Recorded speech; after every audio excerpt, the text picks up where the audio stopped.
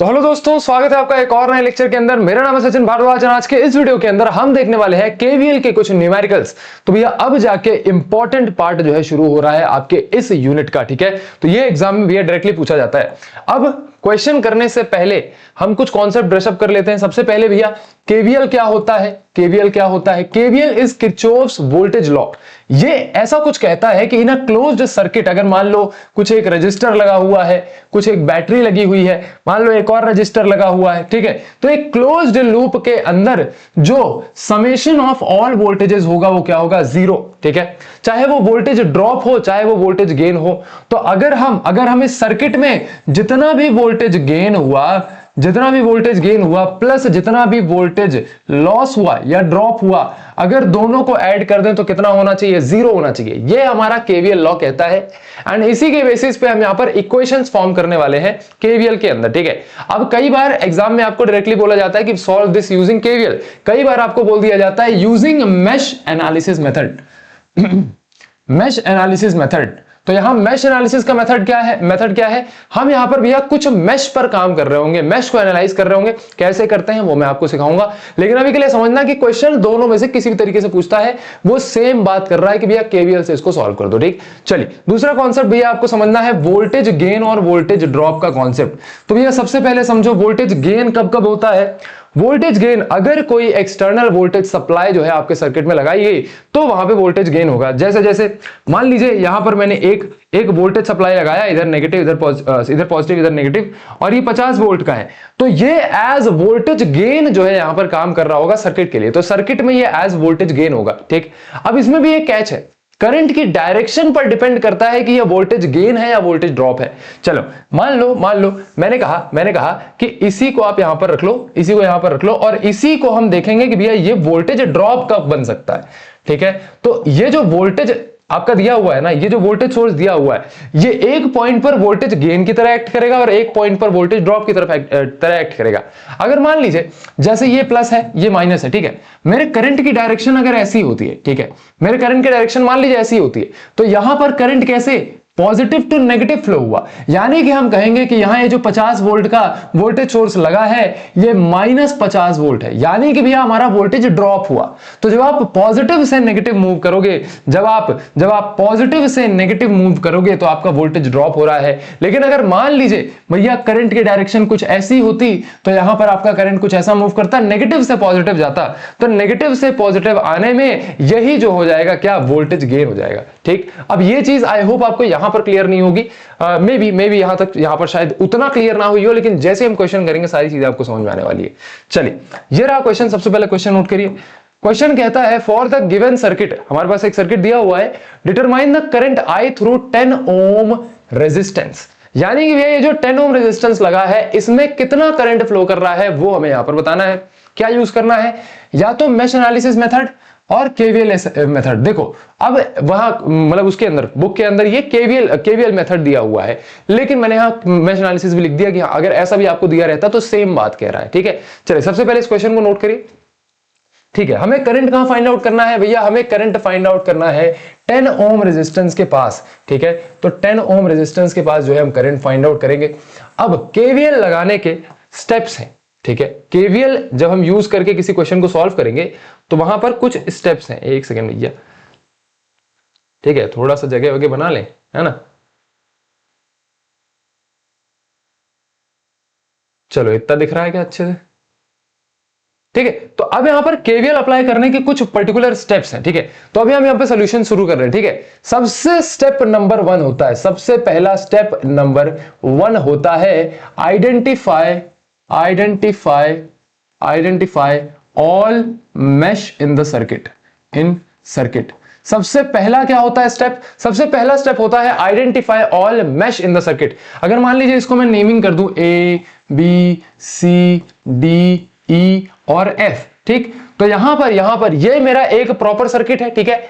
अब मैंने आपको पिछले लेक्चर के अंदर बताया था कि मेश क्या होता है, लूप क्या होता है। अगर मैं कहता हूं ACDF तो ये एक लूप है, बराबर। लेकिन क्या ACDF एक मेश है? नहीं भैया, मेश होता है स्मॉलेस्ट लूप। तो यहां पर स्मॉलेस्ट लूप कौन से दिख रहे हैं? ABEF ये एक मेश हो गया, और ये BCDE ये दूसरा मेश हो गया। तो मैंने क्या कहा कि भैया A BEF, this is mesh number 1। ठीक, अब दूसरा BCDE, this is mesh number 2। अगर आपको एग्जाम में जो डायग्राम दिया हुआ है उसमें ऐसा ABC नहीं दिया हुआ है, आप खुद से बना देना, ये आपको बहुत ज्यादा हेल्प करेगा दिखाने में कि भैया मैं कहां से कहां क्या यूज करना हो। ठीक है, चलिए, तो ये भैया मेरे पास दोनों मेश आ गए। तो एक मेश मेरा ये वाला हो गया और एक मेश मेरा ये वाला हो गया। अब ये जो KVL लॉ है ना, ये इंडिविजुअली सारे मेश पे अप्लाई होता है, यानी कि हमें इस मेश में भी KVL अप्लाई करना पड़ेगा और इस मेश में भी KVL अप्लाई करना पड़ेगा। ठीक है, रिकॉर्डिंग चालू है ना? हाँ जी भैया, रिकॉर्डिंग चालू। ठीक है, चलिए अब आ जाते हैं स्टेप नंबर 2 पर। अब आ जाते हैं भैया स्टेप नंबर 2 पर। स्टेप नंबर 2 के अंदर हम देखेंगे भैया determine direction of current. Next step में हमें क्या डिटरमाइन करना है भैया? हमें डिटरमाइन करना है डायरेक्शन ऑफ करंट। अब यहां पर समझना, ये डायरेक्शन ऑफ करंट क्या होता है भैया? आपको यहां पर खुद से अज्यूम करना है, मानना है कि मेरे जो करंट की डायरेक्शन है वो क्लॉकवाइज मूव कर रही है या फिर एंटी क्लॉकवाइज मूव कर रही है। अब यहां पर समझना, आप जो भी डिसाइड करोगे, आप कुछ भी ले सकते हो, आपका मन क्लॉकवाइज ले लो, आपका मन एंटी क्लॉकवाइज ले लो। ठीक है, मैं चलो मान के चलता हूं कि हम यहां पर क्लॉकवाइज जो है इसकी डायरेक्शन ले लेते हैं। ठीक है, तो अगर मैंने क्लॉकवाइज डायरेक्शन बोली है कि पूरे सर्किट के अंदर जो करंट की डायरेक्शन होगी वो क्लॉकवाइज होगी। ठीक है, यानी मेरा करंट कुछ ऐसे क्लॉकवाइज जो है यहां पर मूव कर रहा होगा। अभी आपको धीरे धीरे सारी चीजें क्लियर होती जाएंगी मैं क्या कहना चाह रहा हूं। ठीक है, अभी सिर्फ उसे देखो। तो अगर मैंने क्लॉकवाइज यहां पर डिटरमाइन किया पूरे सर्किट के लिए, तो यहां भी क्लॉकवाइज होगा और यहां भी क्लॉकवाइज जो करंट है मूव कर रहा होगा। ठीक है, चलिए, तो यहां पर हमने दो करंट जो है यहां पर डिटरमाइन कर दिए। सबसे पहला हो जाएगा I1, क्या हो जाएगा भैया? सबसे पहला हो गया I1 और दूसरा हो गया मेरा I2 करंट। ठीक है, तो मैंने बोला डिटरमाइन डायरेक्शन ऑफ करंट, तो मैंने बोला I1 करंट मेश 1 में है। ठीक है, मेश 1 में मूव कर रहा है जो कि है आपकी ABEF मेश। ठीक, और I2 करंट आपका मेश 2 पे मूव कर रहा है जो कि है आपकी BCDE मेश। ठीक, चलिए, तो ये दो करंट्स भी हमने डिटरमाइन कर दिए और इसकी डायरेक्शन हमने क्या रखी है? The direction of the current आप ऐसे प्रॉपर लिख सकते हो, the direction of the current, we assume the direction of the current to be clockwise. इस तरीके से आप प्रॉपर लिख सकते हो। ठीक है, अब मैं ज्यादा लिखूंगा तो मेरा बोर्ड भर जाएगा, फिर समझाऊंगा क्या, है ना? चलिए, तो यहां पर आप प्रॉपर लिख सकते हो, we assume the direction of current to be clockwise. ठीक, चलिए, ये चीजें हमें समझ में आ गई। भैया यहां पर डायरेक्शन ऑफ करंट का मतलब क्या हुआ कि ये जो आपको एक छोटा मैच दिख रहा है, इसमें I1 जो है वो करंट कुछ इस तरीके से मूव कर रहा होगा, कुछ इस तरीके से भैया मूव कर रहा होगा, बराबर, कुछ इस तरीके से I1 मेरा मूव कर रहा होगा। ठीक, चलिए, तो इस तरीके से I1 मेरा ऐसे यहां पर क्लॉकवाइज में मूव कर रहा होगा। I2 इस मेश की बात करें तो यहां पर एक I2 करंट जो है आपका कुछ इस तरीके से मूव कर रहा होगा। यहां भी आपका I2 होगा, यहां भी आपका I2 होगा, यहां भी आपका I2 होगा, यहां भी आपका I2 होगा। ठीक है, अरे भैया एक दिक्कत हो गई। क्या दिक्कत हो गई भैया? एक दिक्कत ये हो गई कि इस रेजिस्टर पर I1 करंट भी अप्लाई हो रहा है और I2 करंट भी अप्लाई हो रहा है, यानी कि यहां पर दोनों का फ्लो हो रहा है। I1 करंट का भी फ्लो हो रहा है, I2 करंट का भी फ्लो हो रहा है। क्यों? क्योंकि भैया ये कॉमन जो है एक बाउंड्री की तरह काम कर रहा है दोनों मेश के लिए।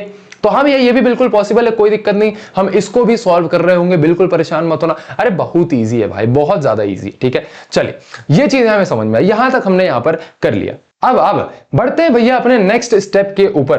तो नेक्स्ट स्टेप है मेरा स्टेप नंबर 3। अब यहां पर नेक्स्ट स्टेप में हमें क्या करना है? Next and the last step, apply KVL at all mesh. तो भैया यहां पर सभी मेश में हम KVL अप्लाई करेंगे। सबसे पहले शुरू करेंगे भैया मेश नंबर 1 से। ठीक है, तो यहां पर लिखेंगे प्रॉपर, यहां पर आप प्रॉपर लिखेंगे, ये वाले पेन से लिखते हैं। चलो, यहां पर आप प्रॉपर लिखेंगे apply KVL at mesh 1। Mesh 1 में आप KVL अप्लाई करेंगे। मेश 1 मेरी कौन सी है? ABEF। ठीक, तो मैं काम करता हूं, यहां पर ये जो मेरी मेश 1 है इसको मैं बना भी लेता हूं। ठीक है, तो मेरी मेश 1 कुछ ऐसी दिख रही है। यहां पर एक रेजिस्टर लगा हुआ है, यहां पर एक रेजिस्टर लगा हुआ है। ठीक है, यहां पर एक वोल्टेज सोर्स लगा हुआ है और ये आपकी जो है डंडी सीधी सीधी है। ठीक है, चलिए, ये हो गया आपका A, B, E और आपका F। ठीक, कोई दिक्कत नहीं भैया, कोई दिक्कत नहीं। यहां पर ये प्लस, यहां पर माइनस, ये 50 वोल्ट का जो है आपका वोल्टेज सप्लाई है। यहां पर 5 ओम, ठीक, यहां पर 10 ओम। ठीक, चलिए, अब भैया मुझे एक चीज दिख रही है, जो मेरा करंट है, करंट मेरा I1 इस डायरेक्शन में फ्लो कर रहा है। ठीक है, यहां पर ये I1 हो गया और अच्छा, यहां पर ये I2 जो है अपोजिट डायरेक्शन में कुछ इस तरीके से फ्लो कर रहा है, ठीक है। चलिए तो यहां पर I1 कैसे फ्लो कर रहा है भैया, यहां पर I1 कुछ इस तरीके से फ्लो कर रहा है, ठीक है। अब यहां पर समझना, मेरी बात समझना, यहां पर आपको अप्लाई करना है KVL, Kirchhoff's voltage law. Kirchhoff's voltage law क्या कहता है कि इन अ क्लोज्ड सर्किट, एक क्लोज सर्किट के अंदर सम ऑफ ऑल वोल्टेजेस क्या हो जाएगा भैया, शून्य, 0 बटा सन्नाटा। अब मेरे को एक चीज बताओ, वोल्टेज हम कैसे नापेंगे कि भैया इसमें कितना वोल्टेज है। हम यहां पर वोल्टेज नापेंगे अक्रॉस एवरी कंपोनेंट। मैं क्या देखूंगा, मैं देखूंगा भैया इस वोल्ट, ये जो वोल्टेज सोर्स है इसके अक्रॉस कितना वोल्टेज, मैं देखूंगा कि ये जो रेजिस्टर है इसके अक्रॉस कितना वोल्टेज, मैं देखूंगा कि ये वाला जो रेजिस्टर है इसके अक्रॉस कितना वोल्टेज। अब एक चीज बताओ मुझे, एक चीज आप मुझे बताओ कि यहां पर कहां समझा दूं, चलो यहां समझा देता हूं, ठीक है। मैंने कहा ये मेरा एक रेजिस्टर है, ठीक, ये मेरा रेजिस्टर है, ये 5 ओम का रेजिस्टर है, ठीक, इसमें I1 करंट फ्लो कर रहा है। अगर मैं आपसे पूछता हूं कि आप मुझे वोल्टेज अक्रॉस दिस रेजिस्टर बताओ, तो आप क्या बोलोगे भैया, हम बोलेंगे अरे ओम्स लॉ कह गए पिया से, ऐसा कलयुग आएगा। रजिस्टर का पूछोगे वोल्टेज तो हम V is equal to IR बताएगा, ठीक है। तो भैया यहां पर शायर भी बन चुके हैं, हाँ, तो V is equal to IR जो है यहां पर आपको लगाना है। तो अगर मुझे वोल्टेज अक्रॉस दिस रेजिस्टर पता करना है तो this is going to be V is equal to IR, जो कि हो जाएगा V is equal to I1 multiplied by 5। तो इसको हम लिख सकते हैं 5I1। क्या आपने निकाल दिया वोल्टेज अक्रॉस दिस रेजिस्टर? बिल्कुल भी हमने निकाल दिया। तो यानी कि जब भी मैं ये कहता हूं कि इस रेजिस्टर के क्रॉस हमें हर कंपोनेंट के क्रॉस वोल्टेज फाइंड आउट करना है, सबको ऐड करके इक्वल टू 0 कर देना है, बात खत्म। जैसे ही करूंगा वैसे ही और ये क्रिस्टल क्लियर हो जाएगा, ठीक है। चलिए तो यहां पर सबसे पहले शुरू करते हैं इससे, ये जो है ना, इससे शुरू करते हैं। मुझे एक चीज बताओ, ये 5 ओम का रेजिस्टर है और इसमें I1 करंट फ्लो कर रहा है, तो इसका वोल्टेज कितना होगा भैया, इसका वोल्टेज होगा कितना वोल्टेज होगा भैया, इसका वोल्टेज होगा 5I1। कितना वोल्टेज होगा 5I1। क्यों 5I1 होगा, because voltage is equal to IR, voltage is equal to IR। ये चीज आप जो है ध्यान रखोगे, ठीक है भैया, ये चीज हमें ध्यान रखेंगे। तो 5I1 कहां से आया ये चीज आपको पता है। अब मुझे एक चीज बताओ, क्या ये हमने सही लिख दिया है, क्या ये हमने सही लिख दिया? नहीं भैया, यहां पर हमने सही नहीं लिखा, यहां पर भैया हमने सही नहीं लिखा। यहां पर हमें लिखना चाहिए -5I1।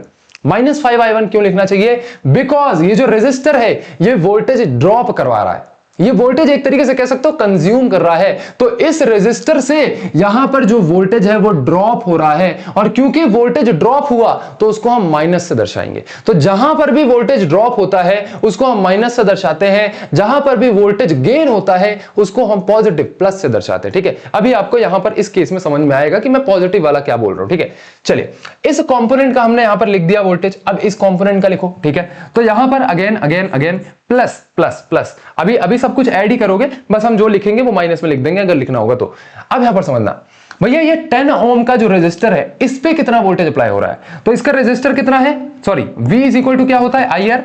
तो V इज इक्वल टू क्या हो जाएगा, रेजिस्टेंस कितना है, रेजिस्टेंस मल्टीप्लाइड बाय इसमें करंट कितना फ्लो कर रहा है, तो इसमें करंट फ्लो कर रहा है I1 माइनस I2। कितना फ्लो कर रहा है, I1 माइनस I2। भैया क्योंकि इस मैश का करंट, डोमिनेंट करंट कौन है, I1, इसलिए हम यहां I1 माइनस I2 करेंगे। अगर हम इस मैश की बात कर रहे होते तो यहां पर हम I2 माइनस I1 करते। तो ये जैसे ही हम उस मैश की बात करेंगे सब कुछ आपको समझ में आ जाएगा, ठीक है।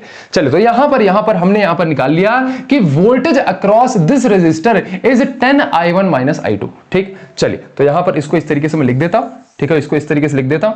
तो यहां पर ये क्या हो जाएगा, माइनस ऑफ, क्या हो जाएगा भैया, minus of 10I1 minus I2, ठीक। तो यहां पर ये माइनस क्यों लगाया भैया, माइनस इसलिए लगाया क्योंकि ये भी तो एक रेजिस्टर है, वोल्टेज ड्रॉप हो रहा है, ठीक है। तो यहां पर ये वाला मैं प्लस हटा देता हूं और ये माइनस जो है हम यहां पे रखेंगे, ठीक। तो ये हो गया भैया एक इक्वेशन। चलिए, अब फर्दर इस कंपोनेंट का हमने वोल्टेज फाइंड आउट कर लिया, इसका वोल्टेज फाइंड आउट कर लिया। अब आ जाओ इस पे। अब यहां पे करंट की डायरेक्शन कौन सी, करंट की डायरेक्शन है भैया नेगेटिव से पॉजिटिव। मैंने आपको क्या बताया था कि जब नेगेटिव से पॉजिटिव करंट की डायरेक्शन हो तो उसको हम वोल्टेज गेन कंसीडर करते हैं, और जब पॉजिटिव से नेगेटिव करंट की डायरेक्शन है तो उसको वोल्टेज ड्रॉप कंसीडर करेंगे। तो यहां पर ये वोल्टेज गेन हुआ है, क्योंकि वोल्टेज गेन हुआ है तो हम यहां लिखेंगे +50, और ये डायरेक्टली यहां पर वोल्टेज दिया हुआ है तो यहां पर डायरेक्टली वोल्टेज लिखोगे। चलिए, इज इक्वल टू 0। तो यहां पर क्या हुआ, sum of all voltage drop and voltage gain is equal to 0। यही तो है मेरा केवीएल, यही तो है भैया मेरा केवीएल। तो यहां पर हमने मेश 1 में केवीएल अप्लाई कर दिया है। 50% जंग आप जीत चुके। ठीक, चलिए अब भैया इसको फर्दर सॉल्व करेंगे तो ये हो जाएगा -5i1 minus 10i1 minus plus, अच्छा ये -10 अंदर मल्टीप्लाई होगा तो ये -10i1 हो जाएगा और minus minus plus plus 10i2 हो जाएगा। ठीक, और प्लस 50 इज इक्वल टू 0। चलिए यहां तक नोट करिए, फिर आगे बढ़ते हैं। चलिए भैया इसको फर्दर सॉल्व करते हैं। तो ये i1 और i1 वाली वैल्यूज यहां पर मर्ज हो जाएंगी तो ये -15i1 रह जाएगा और प्लस 10i2, ठीक है, प्लस 50 इज इक्वल टू 0। ये हो गई आपकी इक्वेशन नंबर 1। क्या हो गई भैया, this is your equation number 1। चलिए अब बढ़ते हैं स्टेप नंबर 4 पर। अभी तक स्टेप नंबर 3 कर लिया, अब आ जाओ स्टेप नंबर 4 पर। ठीक है, तो इसी तरीके से आपको स्टेप वाइज जो है यहां पर प्रॉपर आंसर लिखना है। तो स्टेप नंबर 4 के अंदर अब यहां पर हमने अभी क्या किया, अभी हमने मेश नंबर 1 में केवीएल अप्लाई किया, अब हमें मेश नंबर 2 में भी केवीएल अप्लाई करना है। तो ये मेश नंबर 1 ये हटा दूं मैं, बिल्कुल भी हटा दो। तो यहां पे जब सोल्यूशन आप करना ना, उसके बाजू में इस तरीके से प्रॉपर आप यहां पे ये मेश निकाल करके और दिखाना कि हाँ भैया क्या कर रहे हो, वहां की मत मारना। चलिए तो यहां पर स्टेप नंबर 4 पे बात करते हैं। स्टेप नंबर 4 कहना सी apply KVL at mesh 2। Mesh 2 पे केवीएल अप्लाई करो भैया। मेश 2 क्या कहता है, BCDE। मेश 2 का नाम क्या है, BCDE। ठीक है, किसने नाम डिसाइड किया था, अरे वो हमारे एक पंडित जी हैं, उन्होंने एक का नाम खू डिसाइड कर दिया था, एक का नाम आछू डिसाइड कर दिया था और इस मेश का नाम जो है BCDE डिसाइड कर दिया था। भैया आपका नाम क्या डिसाइड किया था, सचिन नाम डिसाइड किया था। ठीक है, चलिए तो आई होप आपको ये चीज समझ में आ रही। तो यहां पर हमने इस मेश में अब केवीएल अप्लाई करना है। तो सबसे पहले इस मेश को बाहर निकाल लो, ठीक है, मतलब इस सर्किट से बाहर निकाल लो। तो यहां पर सबसे पहले ऊपर एक रेजिस्टर है, रेजिस्टर लगा देना। ठीक है, रेजिस्टर लगा देना। फिर यहां पर एक वोल्टेज सप्लाई है तो वोल्टेज सप्लाई लगा देना। ठीक है, देन यहां पर एक रेजिस्टर है तो यहां पर भी एक रेजिस्टर लगा देना। ठीक है, थोड़ा आड़ा टेढ़ा बन जाए तो भाई चला लेना, कोई दिक्कत नहीं है। ठीक है, और इसका नाम कर दो BCD और E बराबर, कोई दिक्कत नहीं भैया, कोई दिक्कत नहीं। चलिए अब यहां पर करंट क्या फ्लो कर रहा है भैया, करंट क्या फ्लो कर रहा है, सबसे पहले तो ये तो 10 ओम का है। ठीक है, ये आपका 10 ओम का है बराबर। चलिए ये आपका कितने 100 वोल्ट का है, यहां पर ये प्लस यहां माइनस। अब नेक्स्ट भैया ये I2 करंट यहां पे फ्लो हो रहा है, ये I2 करंट यहां पे फ्लो हो रहा है, ये I2 करंट यहां पर फ्लो हो रहा है। यहां पर भैया अपवर्ड नीचे से ऊपर से नीचे जो है I1 करंट फ्लो कर रहा है और नीचे से ऊपर I2 करंट फ्लो कर रहा है, क्योंकि I2 करंट की डायरेक्शन ये है ना, ये देखो यहां से आ रहा है तो इस तरीके से जा रहा है और I1 मेरा इधर से आ रहा है तो ये आ रहा है। चलिए तो यहां तक हमें तो चीजें समझ में आई भैया, ये इस तरीके से हमने इस मेश को बना दिया है। अब थोड़ा यार समय लेंगे, ऐसी बात नहीं है कि तुमको हवा में जो है कोई मिट्टी गोली आती है तुमको खिला देंगे तो केवीएल बन जाएगा, नहीं, समय लेंगे लेकिन ऐसा समझाएंगे केवीएल कभी जीवन में भूलोगे नहीं। ठीक है, चलिए तो यहां पर ये हो गया भैया केवीएल। अब यहां पर केवीएल एक्चुअली अप्लाई करते हैं। ठीक है, इस मेश में केवीएल अप्लाई करते हैं तो हर कंपोनेंट का आप चेक करो क्या वोल्टेज है। तो भैया यहां पर सबसे पहले इस रेजिस्टर को पकड़ो। ये रेजिस्टर कितने रेजिस्टेंस का है भैया, 10 ओम रेजिस्टेंस का रेजिस्टर है। ठीक है, इसमें करंट कितना फ्लो कर रहा है, I2। तो यहां 10i2 इसका वोल्टेज हो गया और क्योंकि ये वोल्टेज ड्रॉप है तो इसको माइनस में लिखेंगे। ठीक है, चलिए आगे बढ़िए यहां पे आए। अब यहां पर भैया करंट की डायरेक्शन पॉजिटिव से नेगेटिव में है। भैया पॉजिटिव से नेगेटिव है करंट की डायरेक्शन, मैंने कहा था पॉजिटिव से नेगेटिव अगर करंट की डायरेक्शन है तो ये वोल्टेज ड्रॉप को दर्शा रहा है। किसको दर्शा रहा है भैया, वोल्टेज ड्रॉप को दर्शा रहा है। तो ये होगा आपका -100 वोल्ट। ठीक है, तो ये क्योंकि वोल्टेज फॉर्म में ही है तो आप इसको -100 डायरेक्टली लिख सकते हो। ठीक है, चलिए फर्दर अब जब आप यहां पे आगे आओगे तो यहां आपको एक और 10 ओम का रेजिस्टर दिखेगा, क्योंकि रेजिस्टर है तो ऑब्वियसली वोल्टेज ड्रॉप होगा तो माइनस में लिखेंगे -10। अब यहां पर दो करंट अप्लाई हो रहे हैं तो यहां पर आप लिखोगे I2 minus I1।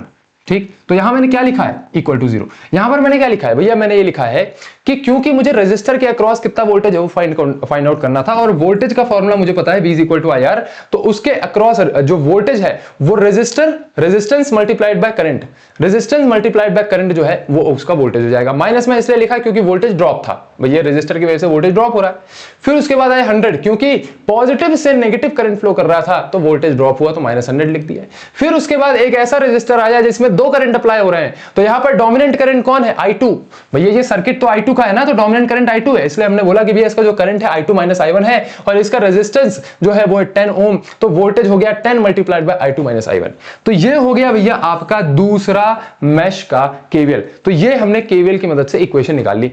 Further solve करते हैं तो ये हो जाएगा -10i2 -100 माइनस 10 को अंदर मल्टीप्लाई करो तो ये -10i2 हो जाएगा, और -10 अंदर मल्टीप्लाई करोगे माइनस माइनस प्लस, तो ये +10i1 हो जाएगा। ठीक है, इक्वल टू 0 करो। चलिए अब यहाँ पर i2 ऐड करो, तो यहाँ पर ये -10i2 क्या हो जाएगा, -20i2 -100 और यहाँ पर +10i1 यहाँ पर आ जाएगा इक्वल टू 0। ठीक है, 10i1 को इधर ही रहने दो, बाकी सारी वैल्यूज को उधर भेज दो, तो ये हो जाएगा 10i1 is equal to 100 + 20i।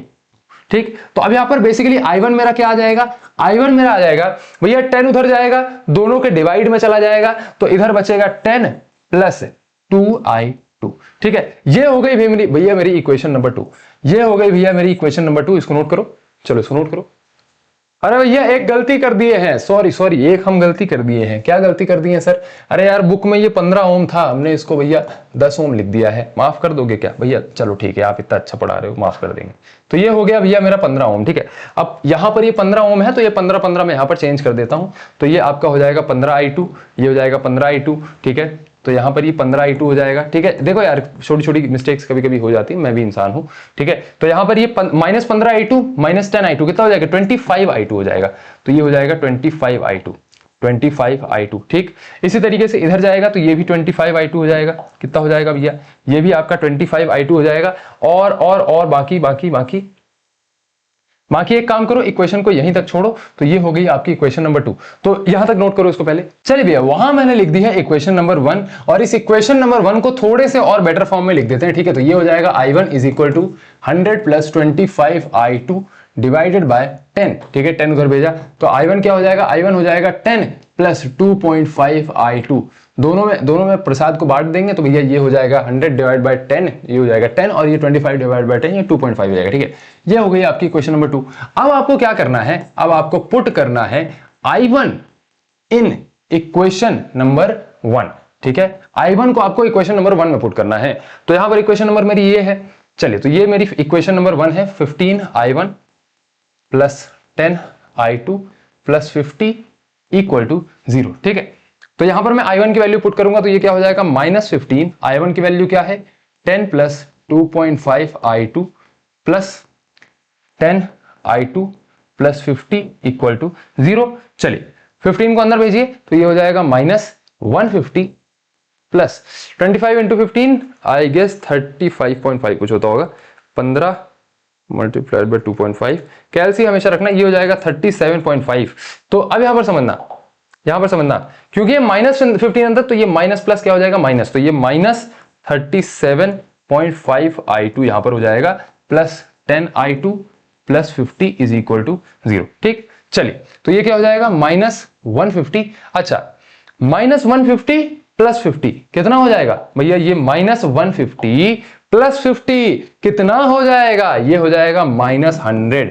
ठीक है, -37.5i2 + 10i2 ये हो जाएगा -27.5i2। ठीक है, और इक्वल टू 0। चलिए यहां तो नोट करिए, इसके आगे यहां पे सॉल्व करता हूं। ठीक है, चलिए, अरे भैया बहुत गंदा लाइन बनाते हो यार, बहुत गंदा लाइन बनाते हो भैया। चलिए, तो यहां पर ये हो गया। अब यहां से i2 निकाल लेंगे, तो 100 को इधर भेजो, तो ये हो जाएगा -27.5i2 इज इक्वल टू +100, तो ये हो जाएगा इज इक्वल टू +100। ठीक है, तो i2 की वैल्यू क्या आई, i2 की वैल्यू आई 100 डिवाइड बाय -27.5, जो कि कितना हो जाएगा, 100 डिवाइडेड बाय -27.5 कितना हो जाएगा, ये हो जाएगा -3.63 एम्पियर। तो यहां पर i2 की वैल्यू मेरी क्या आ चुकी है, ये आ गई है -3.63 एम्पियर। ठीक, तो यहां पर हमने भैया यहां पर जो i2 करंट है पहले उसको निकाल दिया है, तो ये i2 करंट हमारे पास आ गया। चलिए इसी तरीके से i1 में निकाल लेते, तो यहां तक नोट कर लो, यहां तक नोट कर लो। चलिए अब यहां पर लिखोगे आप कि फ्रॉम इक्वेशन नंबर 1। ठीक है, तो यहां फ्रॉम इक्वेशन नंबर 1 मुझे पता है i1 इज इक्वल टू क्या है, 10 + 2.5i2। यहां पे आप पुट करो, put i2 in equation number 1। जब इक्वेशन नंबर 1 में i2 की वैल्यू पुट करोगे, तो i2 की वैल्यू यहां पर क्या है, i2 की वैल्यू लिख देना। i2 की वैल्यू है भैया मेरी -3.63 एम्पियर। ठीक है, तो i2 की वैल्यू यहां पुट करना, तो यहां i2 की वैल्यू जब पुट करोगे, तो ये हो जाएगा i1 इज इक्वल टू 10 + 2.5 -3.63।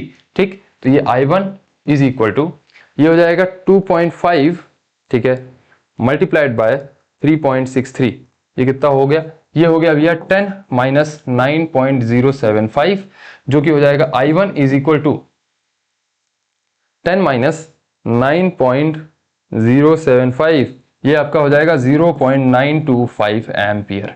ठीक, चलिए, तो आई होप आपको ये चीज समझ में आई। तो हमने I2 भी निकाल लिया, I1 भी निकाल लिया।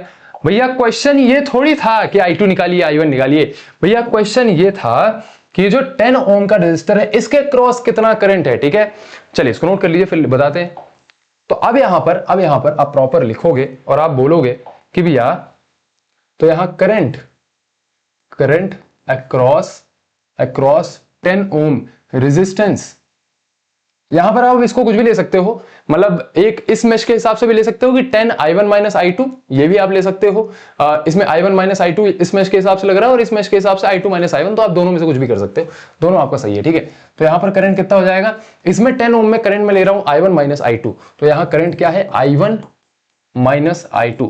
तो यहां पर 10 ओम के रजिस्टर में करंट कितना है, I1 की वैल्यू क्या है 0.925 माइनस, अच्छा यहां पर ये हो जाएगा 0.925 माइनस I2 करंट क्या है माइनस 3.63, तो ये अल्टीमेटली क्या हो जाएगा, प्लस हो जाएगा। तो 0.925 प्लस 3.63, ठीक, तो ये क्या हो जाएगा, ये आपका हो जाएगा 0.925 प्लस 3.63, ठीक है, तो ये हो गया आपका 4.555 एम्पियर। तो ये हो गया भैया आपका current across the 10 ohm voltage, 10 ohm resistors. तो इतना ही आसान था यार, और आज के इस लेक्चर के अंदर थोड़ा सा समय लगा, क्यों, क्योंकि भैया नया नया कॉन्सेप्ट था ना, समझाने में थोड़ा टाइम तो लगता है। अब B3 मैं आपको YouTube पे एब्सोल्युटली फ्री पढ़ा रहा हूं, केमिस्ट्री भी मैं आपको YouTube पे एब्सोल्युटली फ्री जो है आपको प्रोवाइड करवा रहा हूं। आप एडवारा इंजीनियर्स सर्च करके कि भैया M2 की प्लेलिस्ट या फिर आप B3 की प्लेलिस्ट या फिर आप केमिस्ट्री की प्लेलिस्ट ऑफ एडवारा ऐसे सर्च करके आप पढ़ सकते हो। इनफैक्ट मैंने आपकी यूनिवर्सिटी के हिसाब से इनको कस्टमाइज करवाया है ताकि भैया आप अपनी यूनिवर्सिटी के हिसाब से स्ट्रक्चर सिलेबस से पढ़ सको। अब ये जो M2 और ED का बैच है ये भैया पेड है, यानी कि आपको एडवारा ऐप पर मिल रहा होगा। तो एडवारा ऐप के अंदर ना सिर्फ RGP यूनिवर्सिटी के लिए, मल्टीपल आप लोग की जो अदर यूनिवर्सिटीज हैं उनके लिए भी मैंने पढ़ा रखा है। तो आप एडवारा ऐप डाउनलोड करिए, एडवारा ऐप में अपनी यूनिवर्सिटी को सेलेक्ट करिए और जाकर के कॉम्बो बैचेस के अंदर एनरोल करिए। तो ये आपके सेमेस्टर कॉम्बो होते हैं जिसके अंदर आपके सेमेस्टर के सारे सब्जेक्ट्स में आपको एक सिंगल पैकेज में देता हूं, और ये हाई क्वालिटी कंटेंट होता है। भैया देख रहे हो सामने 4K कैमरा शूट होता है, 4K जैसी नहीं है क्या, लाइटिंग अभी थोड़ी कम पड़ रही है। ठीक है, चलिए, तो आई होप आपको ये चीज समझ में आई। तो आप चाहो तो यहाँ कॉम्बो बैचेस के अंदर भी एनरोल कर सकते हो, या फिर अगर आपको सिंगल M2 ED पढ़ना है, M2 मैं पढ़ा रहा हूँ, ED आपके अनिकेत आनंद सर पढ़ा रहे हैं, तो यार इनमें एनरोल कर सकते हो। और मैं कहूंगा कि एग्जाम जो है उसके टाइम पे मत पढ़ना, थोड़ा सा शुरू से पढ़ना, ताकि ये सब्जेक्ट जो है निकल जाए। ठीक है, चलिए मिलते हैं आपके नेक्स्ट लेक्चर के अंदर। कमेंट्स में मुझे जरूर बताइएगा कि और क्या सेवा करी जाए। इन वीडियोस को अपने दोस्तों के साथ जरूर शेयर करना यार, क्योंकि ये मेहनत लगती है। B3 मैंने बड़ा सोचा कि हाँ यार इसको फ्री में पढ़ाते हैं बच्चों को, क्योंकि बहुत टफ सब्जेक्ट है और ऐसा लगता है यार कि नहीं हो पाएगा। अरे कैसे नहीं हो पाएगा, हम पढ़ाएंगे तो कैसे नहीं हो पाएगा। ठीक, तो B3 भी मैंने आपको फ्री में पढ़ाया। तो ये सारी जो वीडियोस है ना, इनको अपने दोस्तों के साथ शेयर करा करिए ताकि मेहनत ज्यादा बच्चों तक पहुंचे, तो थोड़ा अच्छा लगेगा, मजा आएगा। चलिए भाई, मिलता है आपके नेक्स्ट वीडियो के अंदर, तब तक के लिए अपना ध्यान रखिए। आपका बहुत बहुत धन्यवाद। एडवारा ऐप को डाउनलोड करिए।